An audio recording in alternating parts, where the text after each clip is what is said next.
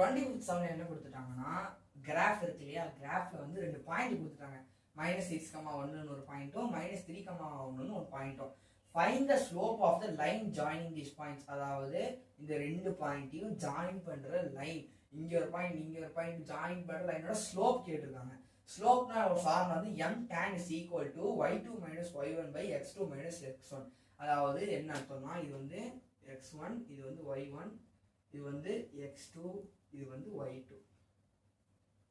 இப்போ நம்ம என்ன பண்ணோம்னா, இந்த இங்க இதெல்லாம் கொடுத்துருக்காங்கல்ல, இதெல்லாம் தூக்கி நம்ம போட்டா ஆன்சர் கிடைச்சிடும். அப்போ என்ன பண்ணுறோம்னா இஸ் ஈக்குவல் டு போட்டு y2 என்ன, y2 எங்கே இருக்குது, இது இருக்கு, y2 என்னது 2.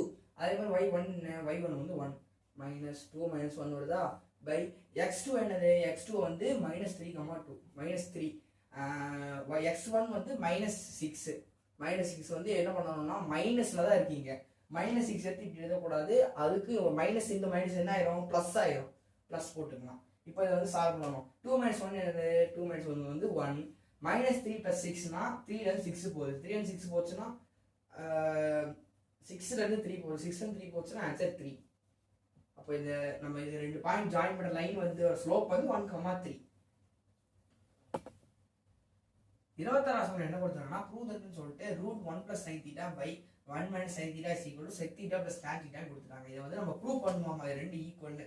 இது இந்த சம்ல வந்து ஒரு ஸ்பெஷல் சம். இந்த பக்கம் நமக்கு வேலையே இல்லை, sec θ + tan θ வந்து வச்சிருவோம். இந்த பக்கம் ஃபுல்லா இந்த பக்கம் தான் வேலையே. ஃபர்ஸ்ட் வந்து என்ன பண்றோம், அந்த ரூட்டை விட்டுட்டு இதுக்குள்ள இந்த பார்ட் மட்டும் தான் வேலை. அது என்ன பண்றோம்னா, இந்த பார்ட் எடுத்து அப்படியே எழுதியாச்சு. அது கூட வந்து மேலேயும் கீழேயும் 1 + sin θ மல்டிப்ளை பண்றேன். ஏன்னா ஃபிராக்ஷனை மேலேயும் கீழேயும் மல்டிப்ளை பண்ணா ஈக்குவலன்ட் ஃபிராக்ஷன் ஒரே மாதிரி தானே இருக்கும். அப்போ இது இருக்கும், மாறாது இல்லை. 1 + sin θ மல்டிப்ளை பண்ணியிருக்கேன். அது ஏன் மல்டிப்ளை பண்றேன்னா வந்து நமக்கு சால்வ் பண்ணதுக்கு ஈஸியா இருந்தா மல்டிப்ளை பண்ணியிருக்கேன். 1 + sin θ 1 + sin θ என்னது, இங்கேயும் ஒரே மாதிரி தான் இருக்கு, இங்கேயும் ஒரே மாதிரி இருக்கு. ரெண்டையும் மல்டிப்ளை பண்ணா ஸ்கொயர் பண்ணிக்கலாம்ல. அதனால 1 + sin θ போட்டு ஸ்கொயர் போட்டுக்கிட்டேன். 1 - sin θ × 1 + sin θ வந்து a² - b² a - b a - b × a + b² இருக்கு இல்லையா, அதை வச்சு இப்போ a வந்து என்னது 1, அதனால 1 × 1 போட்டாச்சு. sin θ வந்து b² வேணும், அதனால sin ஸ்கொயர் θன்னு எழுதிட்டேன். sin θ² எழுதக்கூட sin ஸ்கொயர் θன்னு எழுதியாச்சு. இதுக்கப்புறம் என்ன பண்றதுன்னா, ட்ரிகோனோமெட்ரியில் ஒரு ஐடென்டிட்டி இருக்கும். அது என்ன ஐடென்டிட்டினா 1 - sin ஸ்கொயர் θ = cos ஸ்கொயர் θ. இதுதான் identity. 1 - sin square θ = cos square θ. அதாவது இதுவும் ஈக்குவல் தான், இதுவும் ஈக்குவல் தான். இந்த இடத்துல நம்ம 1 - sin ஸ்கொயர் θ பதிலா இது எழுதிக்கலாம்.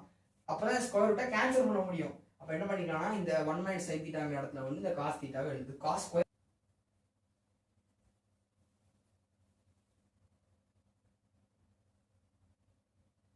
நம்ம என்ன பண்ணியாச்சு, அந்த ஐடென்டிட்டி இருக்குல்ல, 1 - sin ஸ்கொயர் θ = cos ஸ்கொயர் θ போட்டாச்சு. இந்த cos ஸ்கொயர் θ வந்து இந்த இதுக்கு பதிலாக இது எழுத போறோம். அவ்வளவுதான். இப்போ இந்த இடத்துல வந்துட்டோமா, மேலே இருக்கிறது வந்து மாற்றம் இல்லை, அதை அப்படியே போட்டுக்கலாம்.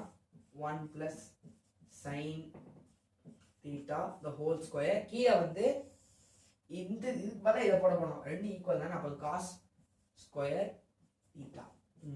இப்போதான் வந்து நமக்கு கொஞ்சம் ஈஸியா இருக்கும். இந்த ஸ்கொயர் ரூட் வந்து இப்பதான் கொண்டு வர போறோம். ஸ்கொயர் ரூட்டோட வேல்யூ இன்னும் தான் இருக்கு, நம்ம சம்முக்குள்ள இப்போதான் எடுத்துட்டு வரோம். இப்போ இந்த மாதிரி பாத்தீங்கன்னா வந்து ஸ்கொயர் ரூட் வந்து ஸ்கொயர் தான் கேன்சல் பண்ண முடியும். இங்க ஸ்கொயர் இருக்கா, ஏன்னா ஹோல் ஸ்கொயர்ல இருக்கா, அப்போ இந்த ஸ்கொயர் கேன்சல் பண்ணிக்கலாம். கீழே ஸ்கொயர்ல தானே இருக்கணும், கீழே பார்த்தா cos ஸ்கொயர் θ தானே இருக்கு. அப்போ ஸ்கொயர் பண்ணி மொத்த ஸ்கொயர் பண்ணி கேன்சல் பண்ணிடலாம். மேலே ஸ்கொயர் இருக்கு, கீழே ஸ்கொயர் இருக்கு, அதனால ரெண்டுமே கேன்சல் ஆச்சு. இப்போ ஸ்கொயர் ரூட் போயிடும், இது 2 ஸ்கொயரும் போயிடும், ஈக்குவல். அப்போ ஈக்குவலா போயிடும். அப்போ மேலே என்ன 1 + sin θன்னு இருக்கும், கீழே வந்து வெறும் cos θ மட்டும் இருக்கும். ஸோ நம்ம இந்த ரூட்டை வந்து என்ன பண்ணியாச்சு, எலிமினேட் பண்ணியாச்சு. நமக்கு ஆன்சர் வந்து இதான் கிடைக்கும். இதுக்கப்புறமா இன்னொரு ஸ்டெப் இருக்கு. நம்ம இந்த ஃப்ராக்ஷனை பிரிச்சு எழுத போறோம். எப்படி எழுத போறோம்னா 1/cos θ + sin θ cos θ எழுத போறோம். இந்த ஃப்ராக்ஷனை அப்படியே பிரிச்சு எழுதுறோம், அவ்வளோ தனியாக எழுதுறோம். 1/cos θ + sin θ cos θ. நம்ம இந்த மாதிரி எழுதியாச்சு.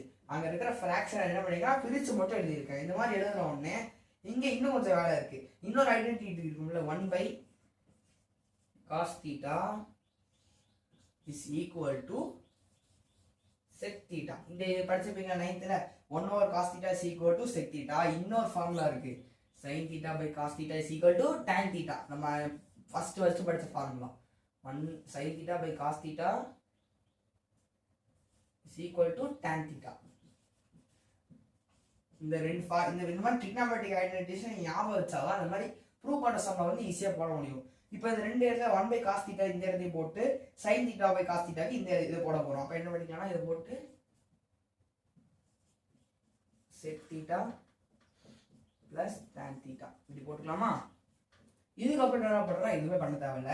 நீங்க இப்ப நம்ம இந்த சைடு மட்டும் தான் நம்ம பண்ணிக்கிட்டே வந்தோம். இங்க பார்த்தா சரி இதான் முடிச்சுக்கலாம், அப்படியே கொஸ்டின் பார்க்க போனோம்னா இங்கேயும் ஒரே மாதிரி தான் இருக்கு, இங்க அவன் கலெக்ட் ஆன்சர் ஒரே மாதிரி தான் இருக்கு. அப்ப வந்து LHS ஈக்குவலா தான் இருக்கு, இந்த பக்கமும் ஈக்குவலா தான் இருக்கு. இங்க கொடுத்துருக்கா இங்க ட்ரிக்னாமெட்ரிக் மெத்தட் மட்டும் இந்த மாதிரி ஒன் சைடு மட்டும் சால்வ் பண்ற மாதிரி இருக்கும். இது ஆல்ரெடி ஆன்சர், இது வந்து கொண்டு வரதான் பண்ணியிருக்கோம். அப்ப நமக்கு இங்கே ஒரே மாதிரி இருக்கு, இங்கே ஒரே மாதிரி இருக்கு அப்படின்னு இந்த கொஸ்டின் வந்து ப்ரூவ் பண்ணியாச்சு. ஹென்ஸ் ப்ரூவ் 26 கொஸ்டின் முடிச்சு அடுத்து 27வது கொஸ்டின் போறோம்.